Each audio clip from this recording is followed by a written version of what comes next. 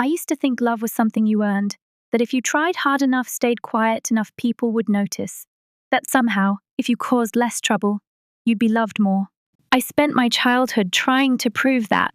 I was born in a small lakeside town in Minnesota, the kind where the winters never end and everyone knows everyone else's story, even the ones they never told. My parents weren't rich, but we had enough. My father, a high school physics teacher, had this quiet way of explaining things, like the world was made of laws we could trust. My mother, a night nurse, was always tired, always doing her best, and for a while, it felt like we were enough, until the night my sister Lily was born 2 months early, red and fragile, barely clinging to breath. I was 8. I remember my aunt's pale face, the way the headlights sliced through the frost outside our house, the rushed whispers and the word premature being repeated like a warning. From that moment on, everything changed. Lily became the center of our home, not just our attention but our oxygen. The house smelled of bleach and fear, sanitizers in every corner, purifiers humming like anxious ghosts. If I so much as sneezed, I was sent away to Grandma's. At first, it felt like a break. She made apple pie and let me read in peace. But then it happened again and again and again. It didn't take long to understand. I was no longer safe to love. I tried. God, I tried. I brought home perfect test scores, won first place in the school science fair, painted pictures, recited poems. But the only words I ever heard were, "Keep it down. Gabriella, Lily needs her rest. She's got a mild fever. Let's not make noise. You're strong. You understand." No, I didn't. I didn't understand how love could evaporate like that, how you could become a shadow in your own home. They said I was the independent one. She takes care of herself. As if that was something to celebrate. But being independent doesn't mean you don't need affection. It doesn't mean you stop wanting to be seen. So I stopped asking, and I disappeared. By the time I was 13, I got a job at a local bakery, Sugar Pines. Mrs. Lorraine, the owner, never asked why a kid wanted to mop floors after school. She just smiled and said, "If you work hard, you deserve a place in the world." Those were the first words that felt like love, the kind that didn't require me to shrink. After that, my life became quiet, but deliberate. I worked, I studied, I paid for my own college applications. I filled out my own FAFSA. No one at home knew or cared. When I got a full ride scholarship to Northwestern, Mrs. Lorraine hugged me like I was her own. When I told my mom, she said, "Don't mention it to Lily. She's stressed." I nodded, folded the letter, and tucked it away in my pocket. That moment stayed with me because that was when I stopped trying to be part of a family that had no room left for me. College was my first taste of air. I studied art history, not just because I loved it, but because it brought me back to Grandma's attic, to that old swan-shaped hairpin with lavender stones. I didn't know it then, but I was already learning how to see value where no one else looked. After graduation, I took an unpaid internship at a jewelry appraisal firm. Everyone else rushed into finance and media. I bent over magnifying glasses, cataloging scratches on forgotten heirlooms, and I fell in love with the silence, the precision, and the sense that these forgotten objects mattered. And eventually, so did I. It started with a brooch, misclassified, dusty. Everyone thought it was costume jewelry worth maybe $30. But I knew better. The craftsmanship, the engravings, the nearly faded maker's mark. It took me hours of research, a museum database, and some gut instinct, but I traced it back to a French artisan whose work had vanished during the war. That piece sold at auction for over $40.0. So my name appeared in the company memo the next day. "Gabriella has a sharp eye." No one clapped, no one gasped, but for the first time in my life, someone had seen what I saw. And that changed everything. Most people assume success comes with fanfare, a ribbon cutting, a champagne, toast, someone saying, "You made it." Mine came in silence, a dusty back office, white gloves, a handwritten note from a senior appraiser that simply read, "Well done." I didn't post about it. didn't call home, didn't expect a single soul to care. That was the difference, I think, between people like me and the rest of them. We didn't celebrate every step. We built in silence because we knew no one was watching. The more I worked, the more pieces accidentally landed on my desk. They called it instinct. I called it remembering. Remembering what it felt like to be overlooked, to be treated like decoration. So when a necklace looked too perfect to be fake or a ring too worn to be new, I followed that feeling. One was a platinum wedding band, misidentified, tagged, generic. But I traced it to a Boston family's limited anniversary design, only 30 made. Another, a cloisonne enamel necklace from Russia, dismissed as a replica. It turned out to be a lost original from the 19th century. Each time I uncovered something rare, I didn't just feel proud, I felt affirmed, like I was digging myself out of the hole they buried me in. One gem at a time, Margaret, my supervisor, took me to lunch after my third major find. It was just a small cafe, nothing fancy. She was slicing into a tart when she asked, "Gabriella, have you ever thought about going solo?" I almost laughed. Me. I eat noodles out of a mug and use coupons for soap. She tilted her head, sharp eyes steady. Exactly. Hungry people find the rarest meals. That line stuck with me. So I started taking small side jobs, verifications for pawn shops, appraisals for people who couldn't afford the big firms. I didn't charge much, but I never cut corners. I gave them everything I had, down to gemstone microscopy and historical provenance tracing, because I knew what it was like to be handed something dull and told it was all I deserved. That year, I turned 27 and opened my own business. I called it Aurum and Iris. Aurum for gold, Iris for the flower my mother used to grow before Lily was born, before the yard turned into a sterile zone with no color. No one knew, not that anyone asked. They still thought I was some lost soul wandering through life, handling dusty old things no one else wanted. A temporary hobby, they figured, a pause between Lily's latest reinvention. I rented a tiny office above an Italian cafe, tucked next to a long, abandoned dentist clinic. 300 square feet, a shaky wooden desk, a secondhand lamp that clicked when I turned it on like it was nervous for me, but that space, it was mine. And that lamp, it lit the first chapter of a life no one expected me to live. The beginning was slow. I worked with widows who wanted to know if their engagement rings had real diamonds, local dealers who couldn't tell platinum from plated brass. I'd come home with eyes burning from microscope strain, hands raw from cleaning metal with surgical care. But the work spoke louder than I ever had. One referral turned into two. Then came calls from estate lawyers, small museums, even a collector who had inherited a box of unmarked jewelry and didn't know what he was sitting on. By my second year, I moved to a ground floor space with a glass front and a proper sign. I hired my first employee, Maya, fresh out of school, sharp-eyed, steady-handed. I taught her everything: how to trust instinct, how to listen to what the piece isn't saying, and most of all, how to never overlook the quiet things. By year 5, I had 3 offices: Milwaukee, Minneapolis, Denver. We handled million-dollar collections, lost family treasures, and heirlooms people hadn't touched in decades. My name started showing up in journals. My reputation traveled further than I ever had. And yet, I still drove a silver SUV, still lived in a quiet house with a dog-eared mailbox, still showed up to Sunday dinner, not because I owed it anyone, but because somewhere, deep down, a part of me still hoped they'd finally look at me and say, "We're proud of you." They never did. To them, I was just Gabriella, the daughter who refused a stable office job, the girl who played with old jewelry while her sister figured out her real career. Lily had changed her major 5 times: animal behavior, psychology, now, interior design. She'd post designer bags on Instagram, captioned, "I deserve this." Meanwhile, Mom would whisper over dinner, "Lily's tuition is hard to cover these days. Your dad's teacher salary can't stretch forever."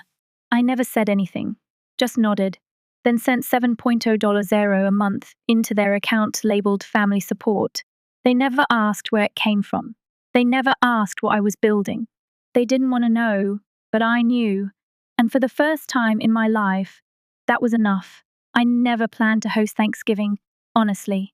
I was going to spend the day alone, maybe order takeout. Maybe watch the lake disappear into fog from my office window. Solitude had become safe, predictable, peaceful. But then Mom called. Her voice was softer than usual, not sharp, not proud, just tired. I haven't been feeling well, Gabriella, she said. No one's really up for cooking this year, but everyone's looking forward to the holiday. You know how it is. I knew exactly how it was. No one remembered who set the table, who cleaned the dishes, who stayed up folding napkins. But if I didn't show up, they'd remember that. They always did. So I said the words I didn't mean, but somehow always found myself saying, I'll take care of it. I didn't cook. I called in a favor. A high-end catering team from Chicago, one I worked with during company auctions. They specialized in private dinners for collectors, where every dish looked like it belonged in a museum. Elegant, understated, unforgettable. I paid for everything with my company's secondary card. No one needed to know. They'd just assume I had a friend who cooked well. That was always the story they assumed.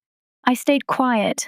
On Thanksgiving morning, I arrived early, wore a cream blouse, simple gold necklace, hair pulled back, like always. The catering team followed, unloading silver trays, portable ovens, even a tablescape artist who arranged florals like they were choreography. Lily spotted them unloading and whispered to Mom, "Isn't she going a little overboard? Looks like she's trying to impress someone." I didn't answer, not because I was angry, but because I had no one left to impress. I just wanted a real meal. No dry turkey, no salty gravy, no pretending. Dinner was served at 6. The house filled grandparents, aunts, uncles, cousins, and Lily, of course, with her newest boyfriend. Everyone gasped over the food, the plating, the flavors, the wine pairings. They smiled, cheered, clinked glasses. I stayed quiet, poured drinks, passed bread, the ghost host. Halfway through the meal, I slipped upstairs. There was a live auction in Tokyo, one of my oldest clients bidding on a rare Meiji-era gemstone set. I opened my laptop, connected my headset, and monitored the bids. It was work, but to me, it felt like breathing. Then Lily barged in. No knock, just noise. Do you have a charger? My phone's dead, she asked, eyes already scanning the room. Then her gaze locked onto my screen. The numbers, the open tabs, the digital dashboard tracking multiple contracts and accounts. She froze for half a second, then smirked. Let's show everyone what you're doing, she said. Picking up the laptop without permission, I stood quickly, heart pounding. Lily, don't. But she was already downstairs. Guys, look what Gabriella's doing on Thanksgiving. The room fell into that kind of silence that doesn't feel empty, it feels like judgment. On the screen, a live bank dashboard with a balance over $12 million, a pending $400.0 contract, a quarterly report listing 3 active offices and $4.3 million in company earnings. Aunt Evelyn's fork paused midair. Someone's spoon clinked. My father shifted in his seat, and Mom, she forced a laugh, shook her head. Oh, Gabriella probably just helped someone with paperwork. Right, sweetheart. I didn't smile. I didn't shrink. For once. I didn't pretend, no, Mom, I said, walking toward the middle of the room. Calm. Clear. I'm not helping anyone. I'm the CEO of Aurum and Iris. My company runs authentication and appraisal offices across 3 states. What you're seeing is real. No one moved. Even Lily's boyfriend stared with his mouth slightly open. Then Lily's voice cracked. You have that kind of money, and you didn't tell us. Mum and Dad are in debt because of me. I turned to Mum. I've been transferring $7.0 to you every month. For over 2 years. You never asked where it came from. Her face went pale. Dad leaned back, lips pressed in a hard line. Lily started crying. I have a right to know, she said, voice rising. I'm your sister. Family is supposed to share, and that was it. That word. Share. The same word they used when I was told to give up space, time, love for Lily. The same word they used to justify taking while calling it fairness. I looked around at them, the ones who dismissed me, belittled me, laughed about my little antique job while spending the money I sent in silence, and I said, family doesn't mean carrying the people who've never once believed in you. No one clapped. No one said, we're sorry. Instead, Mom snapped, you've got millions and you still let your parents struggle. Did you even think about your sister? Lily sobbed. I deserve to know. You kept this from us. You let us suffer. Suffer. That was the word she used, as if flying business class, wearing Cartier, and buying a $90.0 BMW was suffering. I felt something inside me finally fully snap, not in rage. In clarity. You think I owe you? I asked. I've been invisible in this family since I was 8. Every success I had, you ignored. Every award, every score, every scholarship, all forgotten. Because Lily needed to rest. Because Lily was stressed. Because Lily might be special. I looked at Dad. Do you remember my graduation? He didn't answer. Of course not. You were too busy filming Lily's ballet recital. The room shifted. Someone muttered something about obligations. Another said, you should be ashamed. But I didn't move.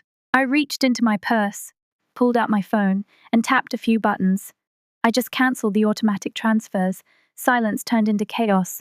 Mom stood up, shouting. Lily screamed, you can't do that! Dad slammed his hand on the table, but I had already stepped back. If the only reason I'm welcomed here is my bank account, then I'm done buying a seat at this table. I turned, walked to the door, hand on the knob. Behind me, panic, guilt, disbelief. But in my chest, peace. I closed the door behind me. Not loudly, not in anger, just firmly. The kind of close that says, this chapter ends here. I didn't expect anyone to follow me. No one did. I got into my car, hands still steady from all the years I'd taught myself how to stay calm, even when the world around me wasn't. And I drove home with a silence so complete, it felt sacred. For the first time in my life, I wasn't guilty for choosing myself. The calls started within the hour, buzzing, buzzing, buzzing, buzzing. Like someone was trying to reach inside the phone and pull me back into their version of reality. First came the messages from Mom, Gabriella, you're making everything worse. Lily's falling apart. This family needs you. Come home. Then from Dad, colder a fewer words. I don't know who you've become. This is not how you treat your own blood. Message #37 came from Lily. You're ruining everything. You'll regret this. I didn't respond. Instead, I turned off the phone, set it face down on the kitchen counter, and let the silence come back. Not because it was peaceful, but because it was mine. The next morning, I opened my company email, only to find it flooded, not with client requests or follow-ups, but with spam. Not from strangers, but from names I recognized all too well. Aunts, uncles, even the wife of my dad's old friend, the same woman who once said, Gabriella's sweet, even if she's not exactly brilliant. The messages weren't kind, they weren't curious, they were demands, accusations. You owe your family. You should be ashamed. She's your sister. They used the word family like a sword, not a bond, not a blessing, a weapon. That was the day I called Marcus. He was my attorney, handled estate disputes for some of my VIP clients, smart, calm, professional. I forwarded him every message, didn't say much, just the facts.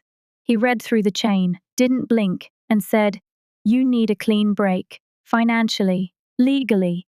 I'll draft the cease and desist letters today. And he did. We sent out formal notices to everyone on the list. No contact, no harassment, no more requests. At the bottom of each letter, I asked him to include one single line in plain human words. Love, if it's real, should never come with an invoice. A few days later, Lily posted on social media a long, emotional caption under old photos, me holding her as a baby, me at her 17th birthday dinner. me smiling in the background at her high school graduation. The caption started, "Not everyone with money has a heart." She didn't name me. She didn't have to. The comments were split, half calling me selfish, cold, heartless. The other half said what I never could. If she paid your tuition and never told you, that's not cold, that's grace. Why use 8-year-old photos to guilt trip someone? Maybe she's finally setting boundaries. I didn't respond. I didn't explain. Instead, I opened the old wooden box in my closet, the one Grandma Marie had given me. Inside was the necklace she gave me when I turned 15. A single pearl, quiet, on a faded gold chain. I clasped it around my neck like a memory I had waited years to wear. It felt right, not flashy, not loud, just real. Like me, Grandma was the only one I hadn't blocked. When I called and told her everything, she didn't sound surprised. She just sighed. "You finally did what you should have done a long time ago," she said. Then she paused. "Family isn't who pulls you down when you're trying to fly. You've lived in their shadow long enough. It's time you choose your own light." She said it like she'd been waiting years to say it, so I invited her to come stay with me for a few days. She packed a small suitcase and brought a tin of butter cookies she baked herself. We sat in my living room, sorting through a gemstone collection I'd acquired from Switzerland. She held each piece gently, her hands still steady after all these years, and smiled like she'd been waiting her whole life to see me exactly like this. After that, I made changes, big ones, clean ones. I changed every phone number, scrubbed my personal address from the company's internal system, told my receptionist, "No one claiming to be family gets through unless they've got an appointment." I signed the lease for our new headquarters, a secured building in Madison, Wisconsin, with biometric locks, private vaults, and a view of the lake that caught every sunrise in perfect silence. I set up my new office myself, a warm amber desk lamp, a leather chair soft enough to lean into, and a bookshelf from an old bookstore that smelled of paper and time, the same smell from Grandma's attic, when I was a girl who read Nancy Drew and dreamed of finding things no one else saw. And now, I was living that dream, quietly, fully, on my own terms. They still didn't know, didn't ask, didn't care to. And that's when I realized I didn't need them to. I had already stopped asking for permission. Now I was just living, for real. The new office smelled like cedar and old paper. I opened the windows each morning to let the lake air in, fresh and just a little cold, like the kind of quiet that wakes you up gently. By then, I had stopped explaining who I was. Not because I was hiding, but because I no longer needed to be understood by people who had only ever seen me as useful or invisible. I wasn't angry anymore. I wasn't bitter. I was, still. And for the first time, that felt like power. The company grew without noise. We signed with 2 new auction houses in Europe. A museum in Belgium invited me to consult on the restoration of a lost 18th century tiara. My Denver office expanded. We hired 2 new appraisal specialists. I trained them myself. No press releases. No family announcements, just honest work passed down like a craft. One morning, my CFO came into my office. She hesitated before speaking, which was rare for her. "We're in a position to acquire a competitor," she said. "A strong one in the South. If you're ready, Gabriella, this might be the moment." I smiled, not because I wanted power, but because, finally, I had the freedom to say yes. That winter, I moved into my new home, a modest mid-century villa, just outside Madison. Not big, not loud, but beautiful in the way real things are when they're made with care. Grandma stayed longer than planned. No one asked her to leave. She watered the plants in her sky blue cardigan, baked cookies on Sundays, sat with me in the evenings as I sorted stones, under soft light. She never asked about Lily, or my parents, or the storm that had come and gone. She just said one thing: "You stayed true to your values, even when the cost was high. That's what I'm proud of." And that stayed with me longer than any apology could have. One afternoon, while checking inventory, I found the swan hairpin, lavender stone, wings carved with delicate lines. The first piece that ever made me feel something when I was a child. I had kept it all these years, not for its value, but for what it meant. I placed it in a small velvet box. Wrote one note. For the girl who once felt invisible, you became the kind of light no one saw coming. I put the box on the top shelf of my private gallery, not as a trophy, but as a reminder that I hadn't started this journey with applause, or love, or even support. I started it because I knew what it felt like to be forgotten, and I refused to stay that way. Months passed. Lily's social media grew quiet. No more designer bag posts. No more captions about deserving things. Mom stopped calling. Dad, too. I didn't chase them, didn't beg for closure, because not all doors need to be slammed shut. Some are just meant to stay closed. I gave what I could, for years, with grace, in silence, and now I was done paying to be loved. In early spring, I got an invitation to speak at an international conference in Paris. Heritage, legacy, appraisal. I didn't hesitate. I booked my flight, packed my bags, and wrote my name, Gabriella Marie, on the speaker's badge, my real name, the name they used to forget. I wore Grandma's white gold ring, stepped onto that stage, and told the story of forgotten jewels, of misidentified treasures, of things buried too long that turned out to be rare. And when I finished, the room stood still just for a moment, before the applause came, not for money, not for image, but for the truth I carried with me as I stood outside the conference hall, watching the Seine glint in the evening light. I thought about the girl I used to be, alone in her room, smelling peppermint oil, hearing laughter that didn't belong to her, drawing imaginary futures on napkins from the bakery. She didn't know it then, but she was already stronger than anyone saw, already rare, already whole. She just hadn't been given the setting to shine. Until now. Final words. Not everyone is born into the love they deserve, but everyone has the right to stop chasing the people who only love them when they're useful. Gabriella didn't burn bridges. She just stopped lighting the way for people who never looked for her. That's not revenge. That's restoration. That's grace. That's freedom. What do you think of Gabriella's choice? Was it too harsh or finally honest? Let us know in the comments below. And don't forget to follow for more powerful, emotional stories that stay with you long after the screen fades. Sometimes, the most powerful thing you can do is walk away from the table where love has to be bought.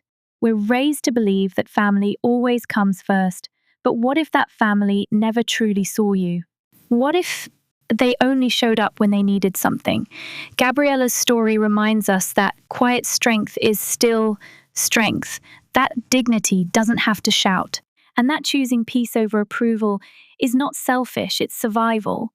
You don't owe anyone your silence just to keep the illusion of closeness. Real love never comes with conditions or an on-invoice. And healing, it begins the moment you stop asking to be seen and start living like you already are.